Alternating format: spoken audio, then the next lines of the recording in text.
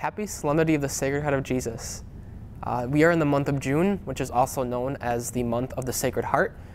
If you remember, May was the month of Mary, so it's fitting that we now turn our attention to our Lord.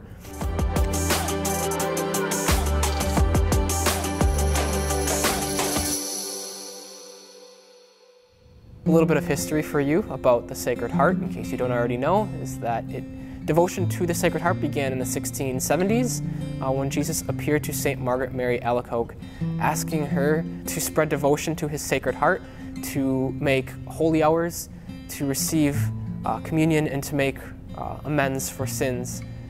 It was later added to the church calendar in 1856, and it's now celebrated ever since today.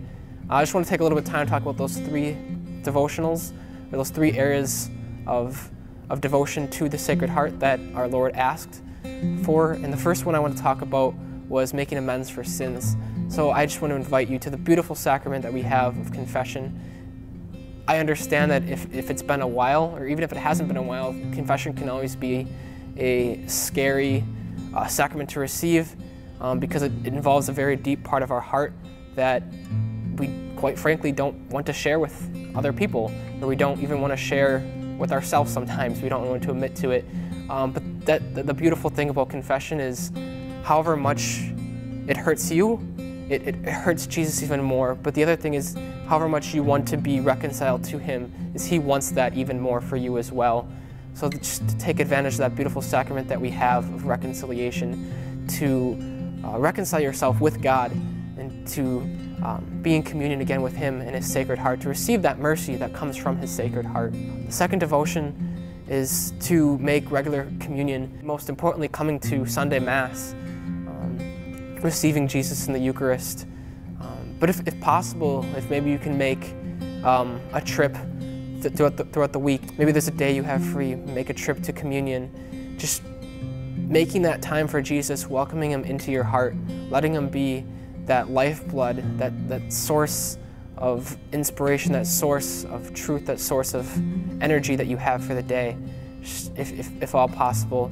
But yes, joining us for Sunday Mass is obviously the most important. And the third devotion is to make a holy hour. I know that can be hard to ask. We have busy lives, we have families, we have jobs, responsibilities. Just spending time, though, with the Lord, whether that be in front of the Blessed Sacrament in adoration, or even just the tabernacle where Jesus is truly present, or even just in your home, if making a prayer corner, or just somewhere where you can take time away and be quiet and just spend that time with Jesus. It doesn't have to be an hour, but just spending time with him, because that is truly how we grow in relationship with him. He makes himself radically present to us. He's always present to us at every moment of the day. It's just making that time for him, because he makes all the time for us.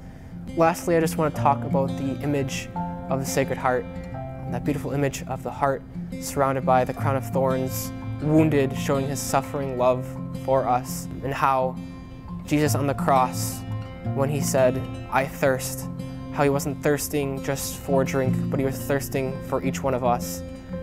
Something that Mother Teresa built the missionaries of charity off of is that whole idea of "I thirst," of how he thirsts for us, and how he won't truly be satisfied until he has all of us back in communion with him. So again, I just wanted to say happy Solemnity of the Sacred Heart, and maybe just for the rest of this month, just really focus on growing in that relationship with the Lord and his infinite mercy that he shares with all of us through his most Sacred Heart.